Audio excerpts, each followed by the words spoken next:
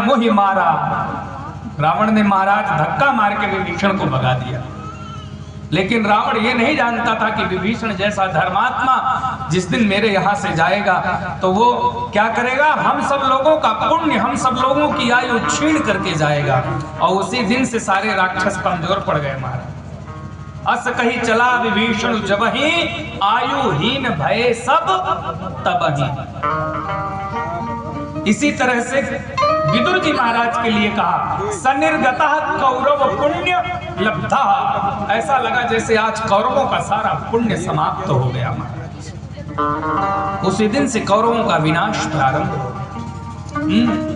विदुर जी महाराज चले गए तीर्थ यात्रा में, और महाराज तीर्थ यात्रा में जाने के बाद धीरे धीरे करते करते करते करते पहुंचे यमुना के किनारे। तो वहां उद्धव जी महाराज से विदुर की भेंट हो गई। उद्धव जी महाराज से, उद्धव जी को विदुर जी ने प्रणाम किया। उद्धव ने विदुर जी से कहा कि विदुर जी महाराज, मैं आप को खोज रहा था, आज आप मिल गए, बड़ा अच्छा लगा। विदुर जी ने कहा, कैसे हैं आप और कैसे हैं हमारे भगवान जी? क्योंकि उद्धव जो है वो भगवान के मंत्री हैं, द्वारिकाधीश के। तो कैसे हैं हमारे भगवान, कैसा है पूरा यदुवंश है? महाभारत युद्ध का क्या हुआ, आप कुछ तो बताइए। महाभारत युद्ध शुरू हुआ था और उसी समय महाराज शुरुआती में विदुर जी महाराज चले गए तीर्थ यात्रा में। मैं तो चला गया, मुझे कुछ पता ही नहीं चला। जैसे ही ये सब प्रश्न हुए तो प्रश्न करते ही महाराज उद्धव जी की आंखों से झरझर करके अश्रु बहने लगे।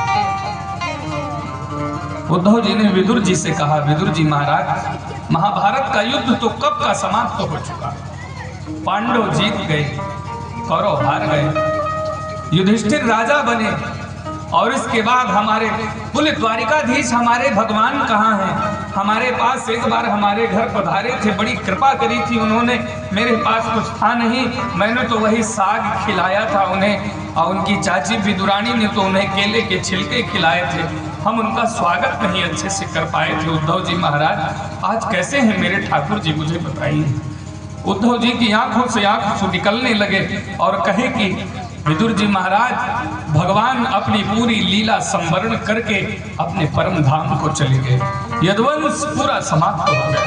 जैसे ही विदुर जी ने सुना, विदुर जी की आंखों से आंसुओं के पनारे निकल पड़े महाराज।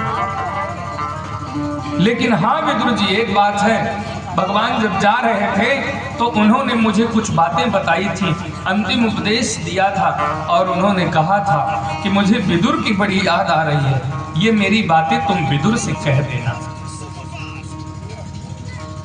ऐसी चर्चा विदुर और उद्धव के बीच में हुई।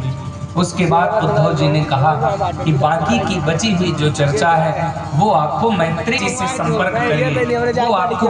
और तपस्या करने के बाद भगवान ने उन्हें दर्शन दिया, और दर्शन देने के बाद ब्रह्मा जी को भगवान ने आदेश दिया कि ब्रह्म की रचना करो, सृष्टि की रचना।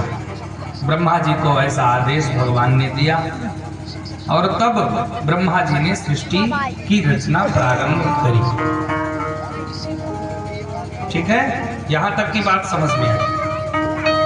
ब्रह्मा जी ने सृष्टि की रचना प्रारंभ की, माओ को बनाया, सनक, सनंदन, सनत कुमार और सनातन, इन चार लोगों, चार महात्माओं को बनाया। और बनाने के बाद ब्रह्मा जी ने उनको आदेश दिया कि पुत्रों, आप भी सृष्टि के विस्तार में मेरा सहयोग करो। लेकिन चारों ने मना कर दिया, चारों ने मना कर दिया, बोले पिताजी हम इस कार्य को नहीं करेंगे। ब्रह्मा जी को भयंकर क्रोध आ गया, और वही ब्रह्मा जी का क्रोध कि मेरे बेटे ही मेरी बात नहीं मानते, वही क्रोध ब्रह्मा जी की भ्रकुटी के मध्य से प्रकट हो गया, जो रुद्रावतार, रुद्र का रूप धारण कर लिया। बोलिए रुद्र भगवान की जय।